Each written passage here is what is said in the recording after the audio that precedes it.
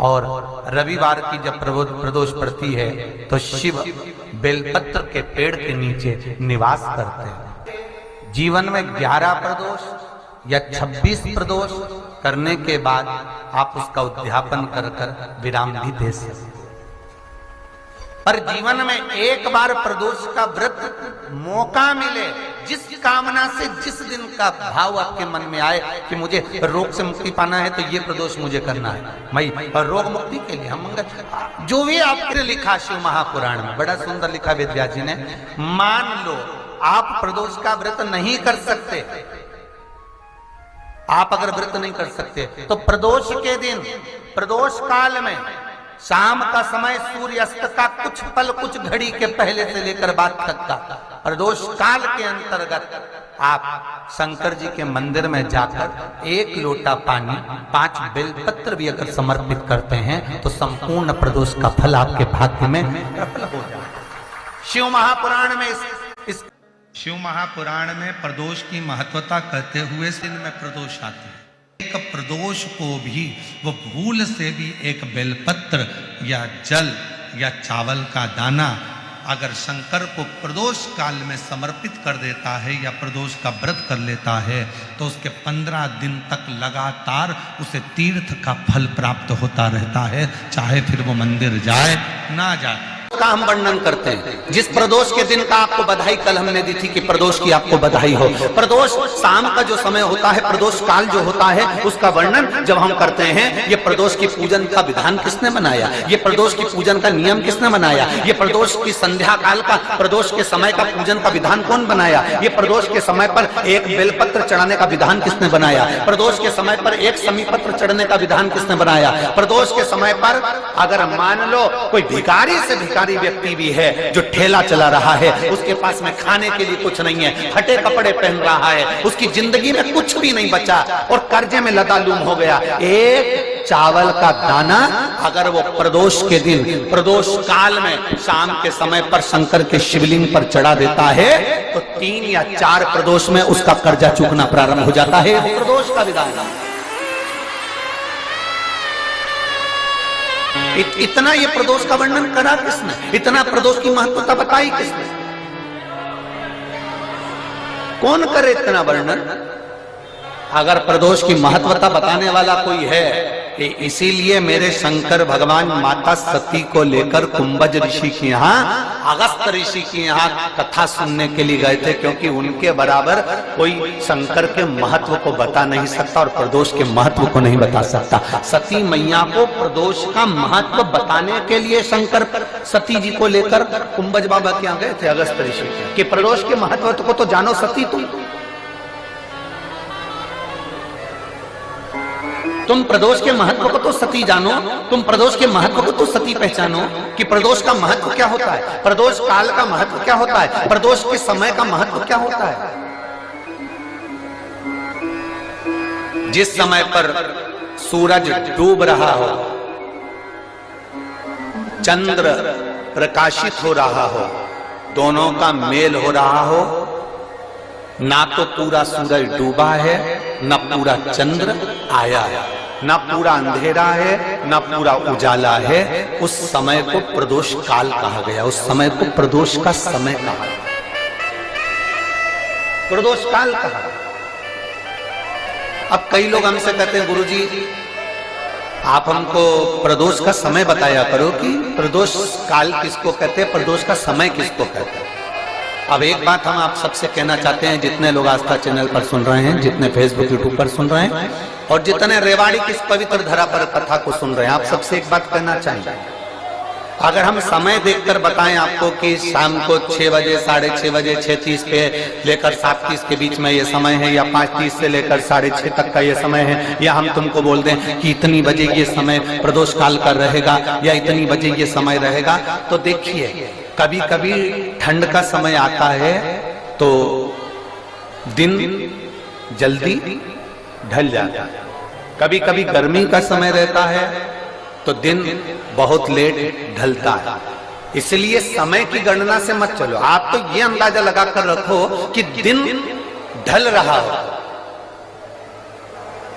अंधेरा होना शुरू हो रहा, सूरज डूब रहा हो, चंद्र प्रकाशित हो रहा हो, अंधेरा अपना काम कर रहा है, सूरज ढलता जा रहा है, दिन कम होते चले जा रहा है और अंधेरा थोड़ा बढ़ते चले जा रहा है, इन दोनों का जो मिलन का समय हो, अब वो कितनी भी बजे, आप तो बस उसके मिलन का समय निकाल लो, वही समय प्रदोष काल कहलाता है। वही अब प्रदोष काल की पूजन का विधान किसने बनाया? कोई आपसे पूछे तो क्या बताओगे? जम के बोलो जल्दी से, कौन ने बताया था? अगस्त ऋषि। सबसे प्रदोष के समय पर, प्रदोष काल में,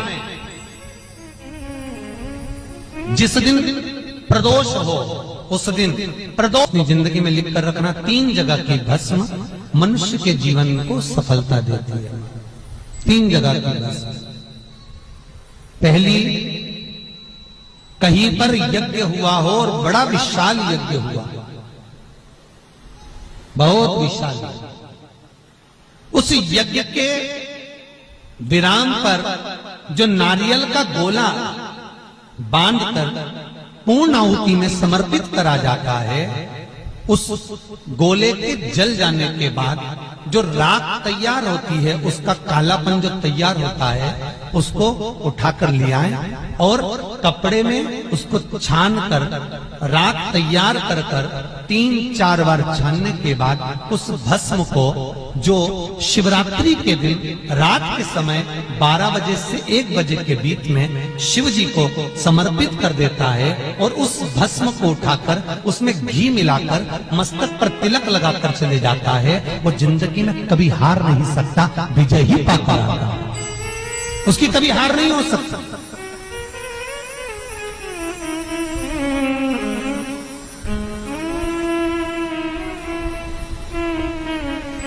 वो कभी हार नहीं सकता। ये जितने राजनेता होते हैं, राजनीति करने वाले,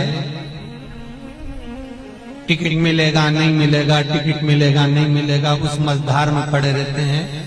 शिव महापुराण की कथा कहती है वो भस्म विजयता को प्रदान करती है। आपको किसी से नहीं करना, किसी के हाथ नहीं जोड़ना, केवल वो भस्म का तिलक लगाकर जिससे आपका काम निकालना है उसके सामने पहुंच जाए, आपको सुख का अनुभव हो जाए, कार्य सिद्ध। तो भस्म इतनी प्रबल हो, 3 जगह की भस्म। दूसरी भस्म, महाराज प्रदोष के समय पर, प्रदोष काल में, जिस दिन प्रदोष हो उस दिन प्रदोष काल के समय कोई गाय अपने बछड़े को दूध पिलाते समय जब पोटा कर दे, गाय गोबर कर दे, उस गोबर को हाथ नहीं लगाना है, उसी स्थान पर सूखने देना है। जब वो गोबर सूख जाए उसको उठाकर जलाकर उसकी भस्म तैयार कर ली जाए। किसी भी प्रदोष पर, किसी भी प्रदोष पर उस भस्म की राख तैयार कर शंकर भगवान को शाम को प्रदोष के काल में, प्रदोष के समय पर शंकर भगवान को एक वस्त्र में लेकर किसी मंदिर में भस्म चढ़ाकर उसी भस्म को उठाकर लेकर आ जाएं और जो दुकान, जो व्यापार, जो फैक्ट्री, जो काम आपका खड्डे में जा रहा है, नहीं चल रहा, बिल्कुल ठप्प होकर पड़ा हुआ है, उस भस्म को केवल दुकान में जाने से पहले दोनों साइड दाता और विधाता का नाम लेकर चढ़ा दी जाए और अंदर प्रवेश कर दिया जाए। अगर कितनी भी खड्डे में फैक्ट्री जा रही होगी, वो अव्वल में चलना प्रारंभ हो जाएगी। उस भस्म का किसी मंदिर में मूर्ति को प्राण दिए जा रहे हो, प्राण प्रतिष्ठा हो रही है, मूर्ति स्थापित हो रही है,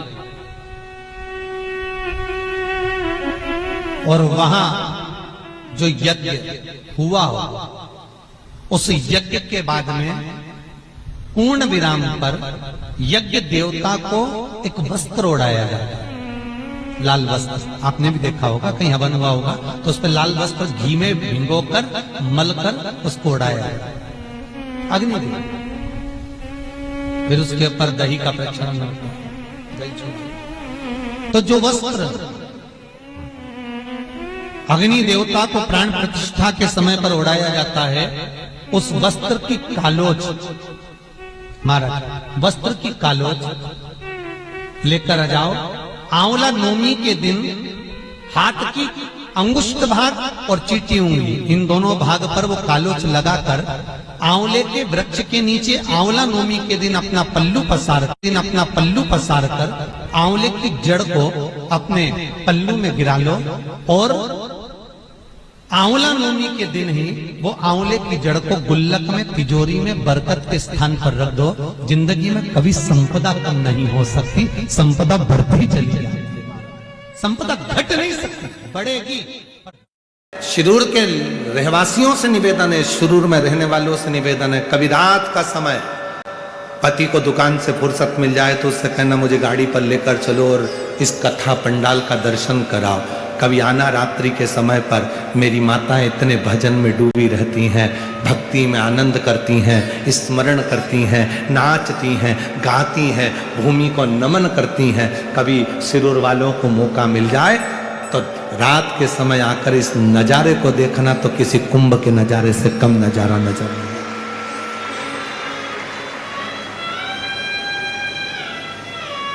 क्या मिलता है यार? हमने पहले भी कथा में कहा, स्टेशन को देखकर ट्रेन रुक जाती है,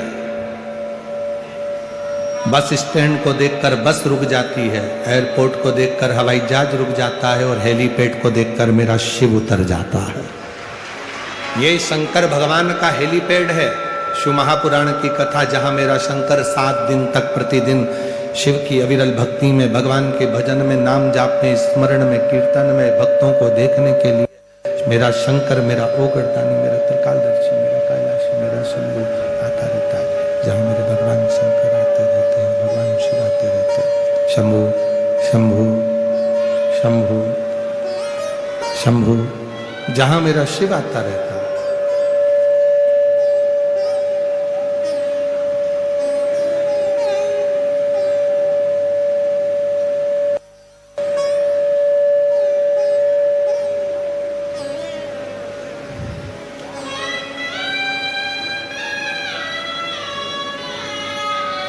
जहां मेरे भगवान देवादिदेव महादेव, भगवान शंकर, त्रिकालदर्शी, कैलाशी, अविनाशी मेरे शिव निरंतर इन शिव भक्त के रूप में, भगवान शंकर के इन भक्तों के रूप में, भगवान शंकर के इन स्वरूप में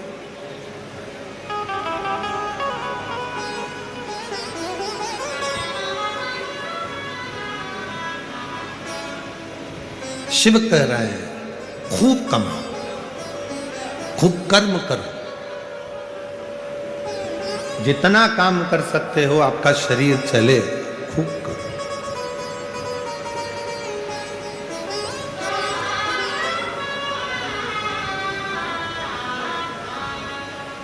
जब तक नौकरी में रहो ना, सर्विस में हो, नौकरी में हो, काम धंधा अच्छा चल रहा है तो 2-4 प्लाट ले लेना। काम धंधा अच्छा चल रहा है, नौकरी अच्छी चल रही है तो पत्नी के जेवर भी बना लेना। बोलो बोलो, सही है कि गलत है? काम धंधा अच्छा चल रहा है, नौकरी अच्छी चल रही है तो बच्चों की शादी भी कर देना। जैसे घर के बड़े लोग कहते हैं कि धंधा पानी अच्छा चले, नौकरी अच्छा चले तो प्लाट भी ले लो, मकान भी बना लो, पत्नी के जेवर भी बना लो, बच्चों की शादी भी कर दो, उसी तरह शिवपुराण भी कहती है कि जब तक ये शरीर अच्छा चले तब तक खूब कथा भी सुनो, भजन भी करो, स्मरण भी करो और कर्म भी करो।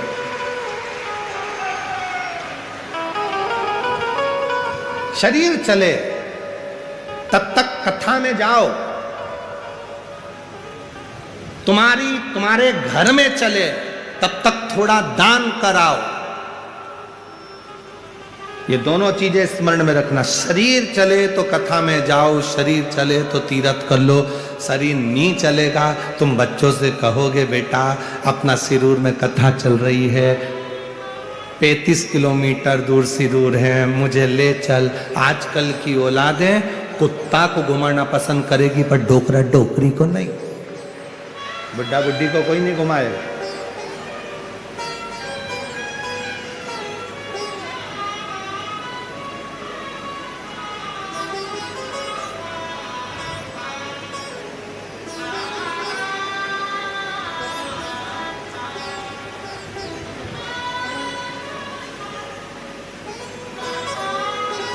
एक जगह कहीं गए थे तो वहां हमने थोड़ा सा विचित्र काम देखा तो हमारे को बड़ा बुरा लगा, बहुत बुरा। बहुत धनिक थे, पैसा था, उनके घर के जो बच्चे थे, छोटे छोटे बच्चे, उनको घर की जो माताएं दाइयां थीं, जो सेवादार थे, वो पाल रहे थे। और उनके घर का जो कुत्ता था, बच्चों को दूसरे पाल रहे थे और कुत्ते को वो पाल रहे थे।